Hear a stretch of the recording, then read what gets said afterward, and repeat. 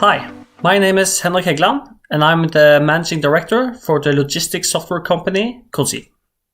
So first and foremost, thank you so much for taking the time to join the joint talk between myself and Jonas Wahl in North.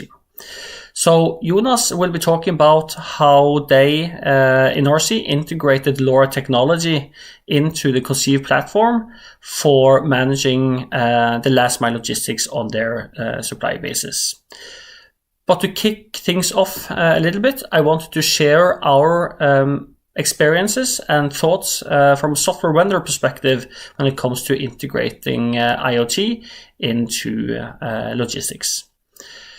Well, Conceive as a company, we pride ourselves in delivering a very flexible and configurable platform which can support both shorter supply chains like managing yards or a pool of containers to larger supply chains where you manage and track assets moving across the globe, to even managing people logistics, both when it comes to office logistics or in industrial settings, knowing which people moves in and out of different areas.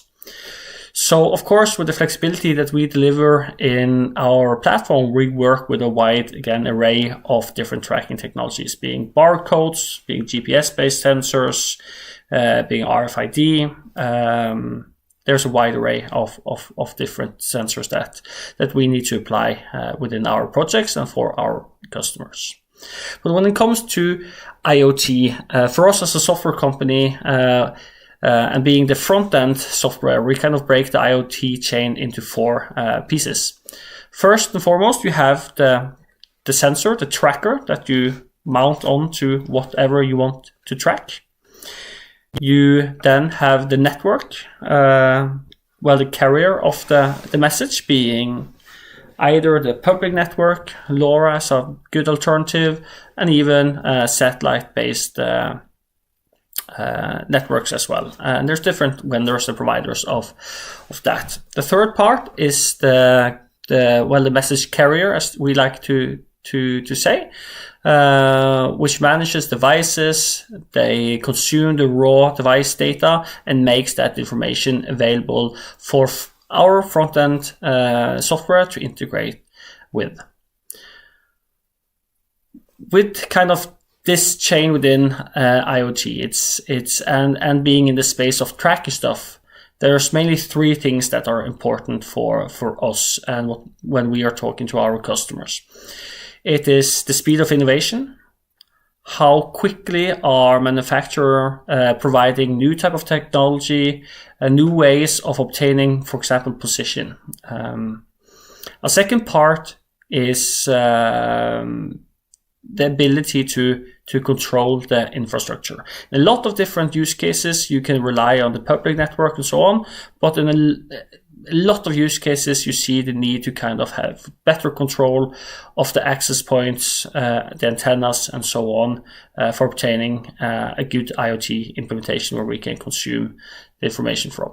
And the third one, and maybe the most important one for us as a front-end software provider, is the actual messaging service that the devices that we choose are available and integratable into a messaging platform that makes it easy for us to consume it into our software platform.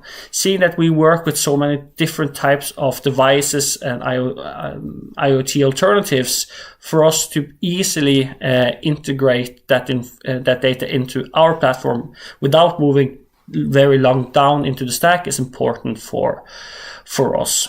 So in the North Sea project, which Jonas will shortly talk to you about, that has been done through the TTI platform, enabling us to do a quick integration without us having to go into all the different details about the messaging support for the actual device.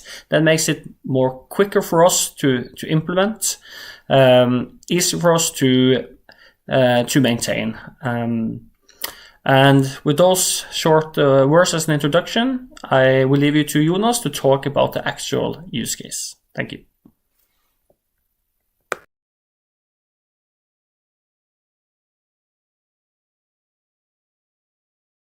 Hi, I'm Jonas from North Sea. Thank you for letting me talk to you all today and elaborate on how we in NorSea have utilized LoRa technology in our daily operations. I will briefly walk you through the government project of digitizing our supply bases and how we capture data in operation with the objective of being safer, smarter, and greener.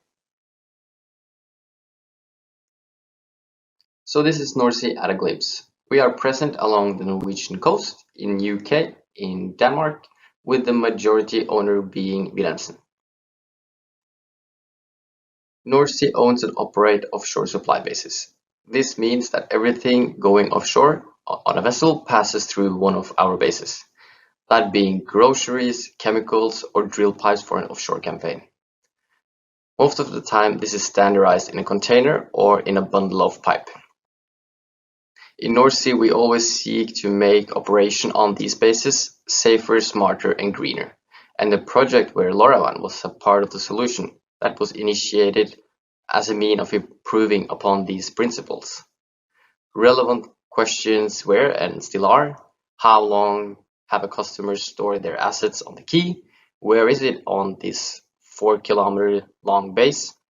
And how can we, in a quantitative manner, show to ourselves and our customers that we do what we do as safe, smart, and green as possible? Long story short, we had to make the bases live with moving pins on a map. And for that, we had to capture the data of our operation. The solution is part-wise obvious. To the left, you have a forklift lifting a pair of what we call a pipe rack.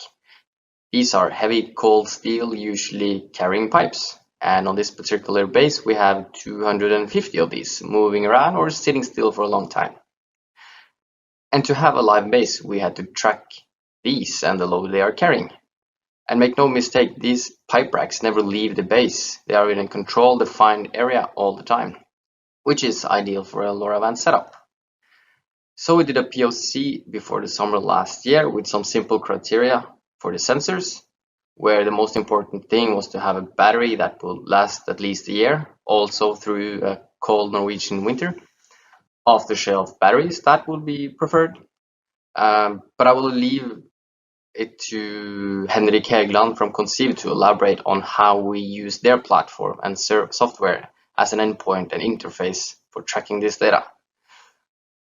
But we use GPS LoRaWAN tracker to trace our internal assets and, in this case, pipe rack. The result is an IoT case where operation is supported by addressing the pain points of locating forgotten load carriers, saving time and thereby fuel. In other words, cutting cost. We can now also use to capture data for documentation for billing. So we actually have a solution that is reducing risk, cutting costs, and generating revenue. That is pointing back to the basic principles. Always work towards a safer, smarter, and greener base. Thanks. Thank you, Jonas, for your introduction to the LoRa implementation at NorSea. As an ending note, I just wanted to touch quickly upon a challenge that many companies meet when introducing IoT into their operations, NorSea included. And that is the task for implementing trackers and managing them. So if you have several thousand devices that needs to be attached in the field, how do you streamline that process? So what we ended up doing in the NorSea case was that all devices that was purchased was pre-registered in the TTI device management, so that we just created a small mounting app so that NorSea could go into the field, scan the tracking device, search for the item that they want to attach to it in the Conceive platform, and do the mounting directly into the field. So it's not so much about what technology you use, what software you use, but it's a message about one also needs to consider What additional work do you introduce when introducing IoT, and how do you actually streamline that? So this was just one example of how we did it in the North Sea case. There's probably many more possibilities out there. But again, from both me and Jonas, we wish you the best of luck with your IoT implementation, and feel free to reach out to both me or Jonas if you have any questions on the North Sea implementation or our takes on implementing IoT into last mile logistics. Thank you.